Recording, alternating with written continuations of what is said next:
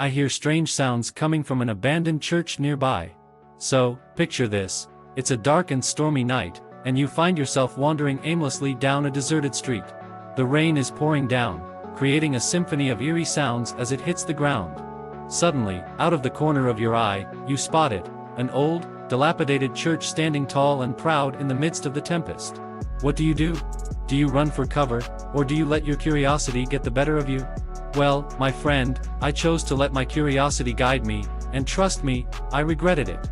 With each step closer to the church, the atmosphere grew more stifling, as if the air itself was warning me to turn back.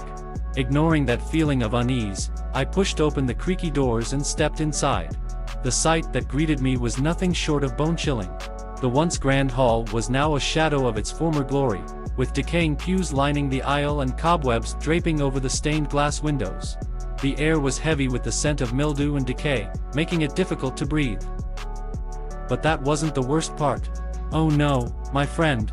As I stood there, shivering in fear, I heard it, a low, guttural growl coming from the depths of the church. It echoed through the empty halls, sending shivers down my spine. Like a trapped animal, it seemed to be begging for release, filling the room with an unsettling sense of dread.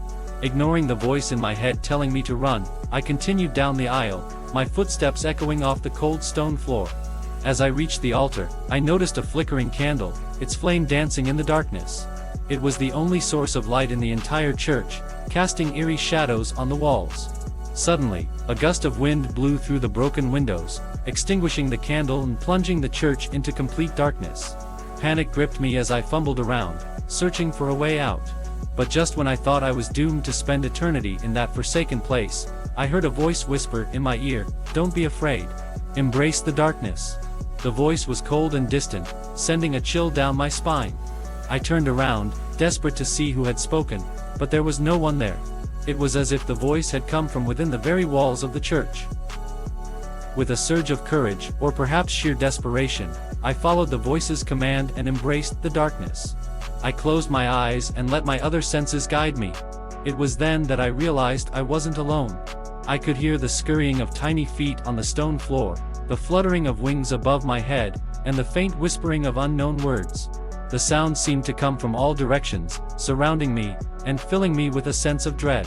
As I continued to navigate through the darkness, my hand brushed against something cold and wet.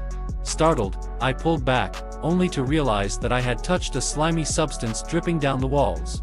The walls themselves seemed to be alive, pulsating with a sickly energy that made my skin crawl. With each step I took, the sounds grew louder and more sinister.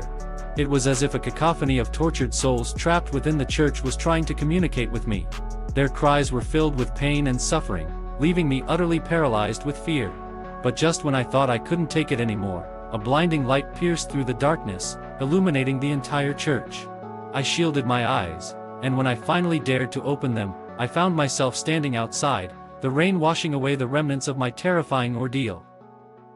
I turned back to look at the church, half expecting to see a vision of horror staring back at me. But to my surprise, all I saw was an old, abandoned building, devoid of any life or sinister sounds. It stood there, silent and lonely, as if it had never witnessed the horrors that unfolded within its walls. As I walked away, my heart still racing, I couldn't help but wonder what had really happened that night.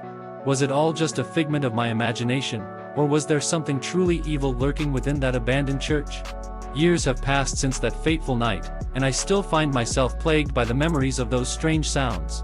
They continue to haunt my dreams, ensuring that I never forget the terror I experienced.